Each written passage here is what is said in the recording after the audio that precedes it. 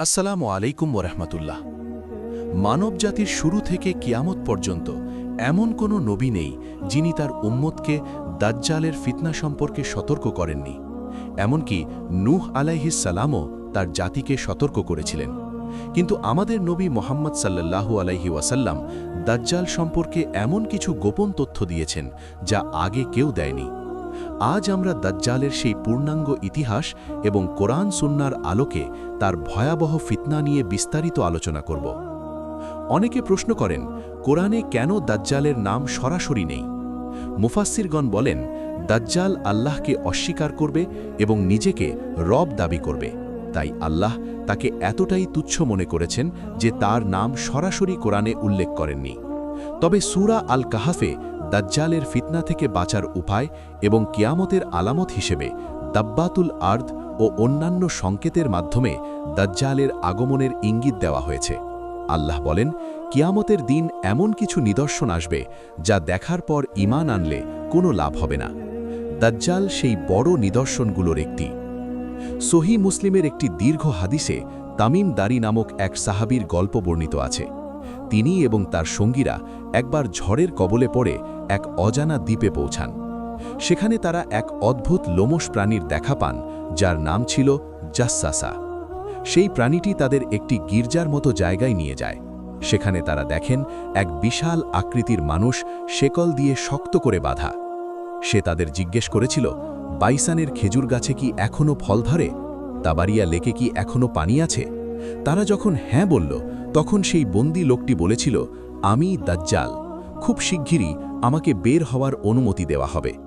এই ঘটনাটি প্রমাণ করে যে দাজ্জাল আগে থেকেই পৃথিবীতে কোথাও বন্দী অবস্থায় আছে। দাজ্জাল যখন বের হবে, সে হবে পৃথিবীর সবচেয়ে বড় জাদুকর এবং প্রতারক। তার ফিতনাগুলো হবে এরকম: দুর্ভিক্ষ ও প্রাচুর্য। সে যে গ্রামকে তার উপর বিশ্বাস করতে বলবে এবং তারা বিশ্বাস করবে, সেখানে সাথে সাথে বৃষ্টি হবে এবং শস্যে ভরে যাবে, আর যারা তাকে অস্বীকার করবে তারা চরম দুর্ভিক্ষে পড়বে। মৃতকে জীবিত করা। সে এক যুবককে তলোয়ার দিয়ে 2 টুকরো করে ফেলবে এবং আবার তাকে ডাক দিলে সে জীবিত হয়ে হাসতে হাসতে দাজ্জালের কাছে ফিরে আসবে। এটি হবে শয়তানের এক বিশেষ কুদরত। জান্নাত ও জাহান্নাম। তার সাথে পাহাড় সমান রুটির স্তূপ এবং পানির নদী থাকবে, কিন্তু রাসূল সাল্লাল্লাহু আলাইহি ওয়াসাল্লাম বলেছেন, তার জান্নাত আসলে জাহান্নাম আর তার জাহান্নাম আসলে জান্নাত। দাজ্জাল হবে একজন যুবক। তার গায়ের রং লালচে, দেহ হবে অত্যন্ত বলিষ্ঠ। তার চুলগুলো হবে কোঁকড়ানো, যা দেখতে সাপের মতো মনে হবে। তার ডান চোখটি হবে কানা এবং আঙুরের মতো ঝুলে থাকবে। সবচেয়ে গুরুত্বপূর্ণ চিহ্ন হল তার কপালে আরবিতে কাফ, ফা, র অর্থাৎ কাফির লেখা থাকবে। এই লেখাটি প্রতিটি মুমিন ব্যক্তি, সে শিক্ষিত হোক বা না হোক, স্পষ্ট দেখতে পাবেন। দাজ্জাল সারা বিশ্বে রাজত্ব করবে, কিন্তু 2টি জায়গায় তার প্রবেশের কোনো ক্ষমতা থাকবে না। সে যখন মদিনার কাছে আসবে, তখন মদিনা শহর 3 বার কেঁপে উঠবে। এই ভূমিকম্পের ফলে মদিনায় লুকিয়ে থাকা সমস্ত মুনাফিক এবং কাফেররা ভয় পেয়ে শহর থেকে বেরিয়ে দাজ্জালের দলে যোগ দেবে। মদিনার প্রতিটি প্রবেশপথে ফেরেশতারা তলোয়ার নিয়ে দাঁড়িয়ে থাকবেন। দাজ্জাল যখন সারা পৃথিবীতে বিপর্যয় সৃষ্টি করবে, তখন দামেস্কের সাদা মিনারের উপর 2 জন ফেরেশতার কাঁধে হাত রেখে অবতরণ করবেন হযরত ঈসা আলাইহিস সালাম। তিনি ফজরের নামাজের সময় নামবেন। ঈসা আলাইহিস সালামকে দেখামাত্রই দাজ্জাল লবণের মতো গলতে শুরু করবে। এরপর ফিলিস্তিনের লুদ নামক গেটের কাছে ঈসা আলাইহিস সালাম তার বল্লম দিয়ে দাজ্জালকে হত্যা করবেন। এর মাধ্যমেই সমাপ্তি ঘটবে পৃথিবীর ইতিহাসের সবচেয়ে বড় এই ফিতনা। এই মহা বিপদ থেকে বাঁচার উপায় কি? আমাদের প্রিয় নবী এর রক্ষা কবচ দিয়ে গেছেন। 1. সূরা কাহাফ।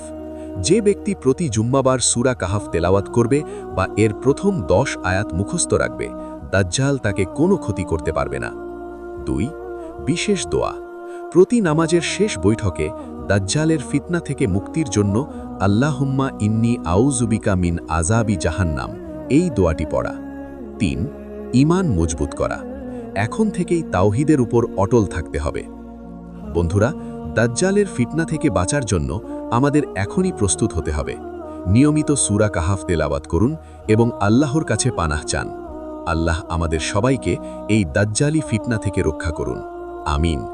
ভিডিওটি ভালো লাগলে আপনার বন্ধুদের সাথে শেয়ার করুন যেন তারাও এই বিষয়ে সতর্ক হতে পারে। আসসালামু আলাইকুম।